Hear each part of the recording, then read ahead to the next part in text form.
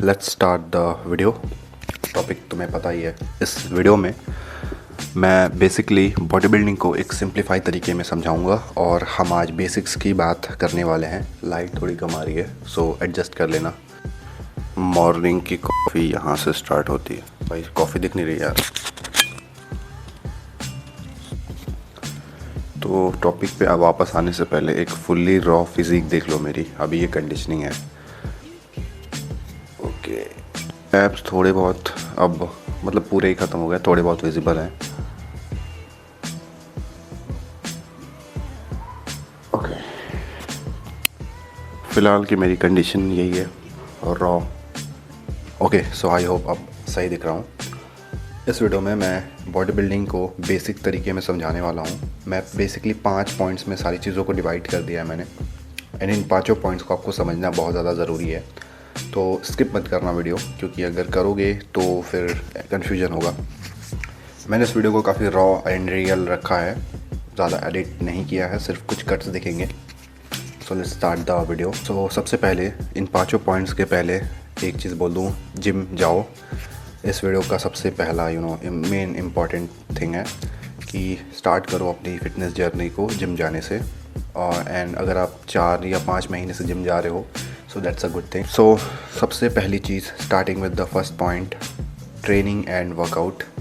कौन सा वर्कआउट कैसे करना है एंड ट्रेनिंग कैसे अपनी फॉलो करनी है। सो अब इस पॉइंट में 3 चीज़ें मैं बताने वाला हूँ, 3 स्टेप है।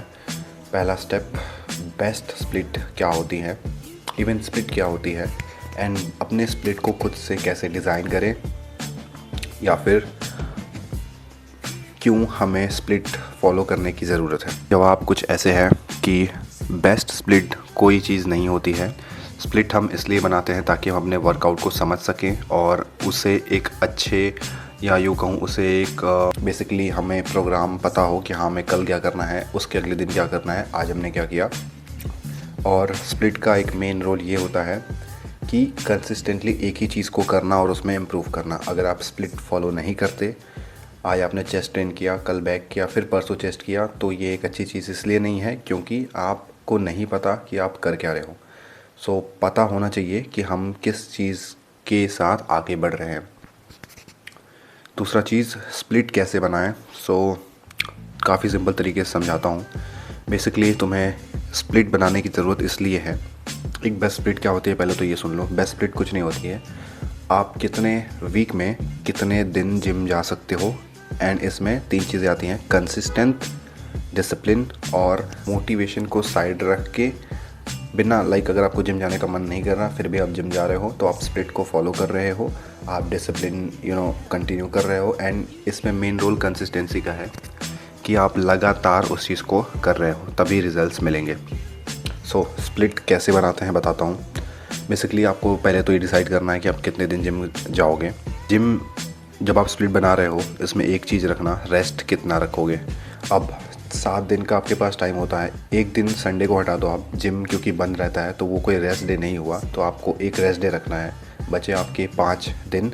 अब आप इन 5 दिन में अपने आप को ट्रेन कुछ ऐसे करोगे। आप पुश पुल लेग्स एक स्प्लिट होती है जिसमें आप एक मसल यानी एक दिन में 2 मसल को ट्रेन करोगे। यहाँ पे 2 मसल को एक दिन में ट्रेन क्यों करना है बताता हूँ।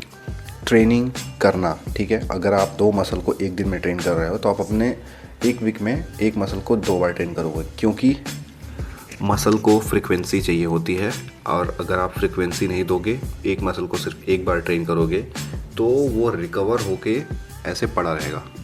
सिंपल भाषा में समझा रहा हूँ कि अगर आप आज चेस्ट ट्रेन कर रहे हो और परसों या उसके बाद जब भी चेस्ट डे आएगा आप उस दिन चेस्ट ट्रेन नहीं कर रहे हो, तो आपका जो चेस्ट है वो रिकवर हो गया है और वो अब ट्रेन नहीं हो रहा है, तो इससे आपकी ग्रोथ काफ़ी ज़्यादा रुक सकती है।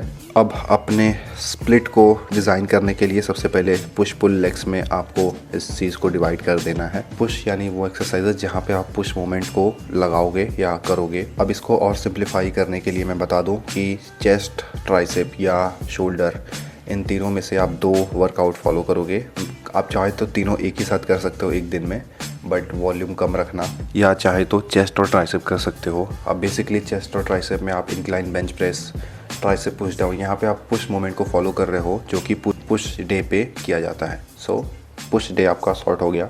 अब सुनो पुल डे के बारे में। पुल में बेसिकली आप वो मोमेंट करोगे जहाँ पे आप कोई भी पुल मोमेंट कर रहे हो, जैसे कि बैक ट्रेन करते समय lat pull down, iliac pull down, और भी बहुत सारे पुल मोमेंट या रोइंग मोमेंट आप कर रहे हो जिससे आपकी बैक ट्रेन होती है। एंड साथ ही साथ बैक के साथ साथ बाइसेप भी ट्रेन कर रहे हो, तो इससे आपका पुल मोमेंट कंप्लीट हो गया, यानी पुल डे ख़त्म। अब आता है लेग्स। अब लेग्स को ट्रेन करने के लिए बेसिकली लेग्स के साथ तुम एब्स भी कर सकते हो या मैं कहूँ शोल्डर भी कर सकते हो, क्योंकि मैं लेग्स के साथ शोल्डर ट्रेन करता हूँ। अब देखो हियर इज़ द ट्विस्ट। अगर आप पुश पुल लेग्स और पुश पुल लेग्स फॉलो करोगे तो आप 6 दिन ट्रेन करोगे, लेकिन क्योंकि अब मैंने कहा है कि आपको एक रेस्ट डे ऐड करना है तो आपके पास 5 दिन है, तो आपकी स्प्लिट कुछ ऐसी दिखनी चाहिए। पुश पुल लेग्स रेस्ट, उसके बाद आप अपर लोअर या लोअर अपर बॉडी फॉलो कर सकते हो, या फिर और भी ज़्यादा सिंप्लीफाई करूँ तो पुश पुल लेग्स, उसके बाद अपर बॉडी, फिर लेग्स और रेस्ट। यानी कि आप वीक में 2 बार रेस्ट कर रहे हो, जिससे आपकी ग्रोथ ज़्यादा फास्ट होगी और आपको मैक्सिमम ग्रोथ मिलेगी। अब बेस्ट स्प्लिट और रेस्ट डे मैंने आपको बता दिया। अब चलते हैं एक्सरसाइजेस के बारे में जानते हैं। सो बेसिकली मैं अगर अपनी बात बताऊं तो मैं ज़्यादा ट्रेनिंग करने से ज़्यादा अच्छी ट्रेनिंग करना फॉलो करता हूं या मानता हूं कि करनी चाहिए। बेसिकली अगर आपको समझ नहीं आया तो मैं बताता हूं, आप हाई इंटेंसिटी ट्रेनिंग करना rather than following high volume workout. अब हाई वॉल्यूम वर्कआउट क्यों नहीं करना चाहिए? क्योंकि हाई वॉल्यूम वर्कआउट करोगे तो आपकी बॉडी ओवर ट्रेन भी हो सकती है और ज़्यादा फटीग भी आप महसूस करोगे। बट अगर आप हाई इंटेंसिटी ट्रेनिंग को फॉलो करते हो जहाँ पे आप इंटेंसिटी बहुत ज़्यादा रखोगे, वॉल्यूम कम, आपने फॉर सपोज हाई वॉल्यूम में आप एक एक्सरसाइज के 3 सेट करोगे और उसमें रेप्स भी हाई रहेंगे, लाइक 14 से 15 रेप्स पे आप फेलियर जाओगे, तो ये हो गया हाई वॉल्यूम। और अपनी बॉडी के हिसाब से जो आपकी मैक्सिमम वेट लिफ्टिंग की कैपेसिटी है उसको यूज़ करोगे और उससे 8 से 10 रेप्स के बीच में ट्रेन करोगे, पूरा फेलियर हिट करोगे, तो आप हाई इंटेंसिटी ट्रेनिंग फॉलो कर रहे हो। तो अब बताता हूँ कि तुम्हें कौन से मसल के लिए कौन कौन सी एक्सरसाइजेस या कौन कौन सी ट्रेनिंग कैसे करनी है। So starting with the first point, पर मसल कितना एक्सरसाइज करना है। अब देखो, क्योंकि आप एक वीक में हर एक दिन में 2 मसल ट्रेन करोगे और एक वीक में एक मसल को 2 बार हिट करोगे, तो एग्जांपल बैक ट्रेन करना है आपको और उसके लिए मैं 6 एक्सरसाइजेस करता हूँ। अब सुनने में ये काफ़ी ज़्यादा स्टार्टिंग में ऐसा लगेगा कि भाई ये हाई वॉल्यूम है, बट मैं इन 6 एक्सरसाइजेस को 3-3 एक्सरसाइजेस में बांट चुका हूँ।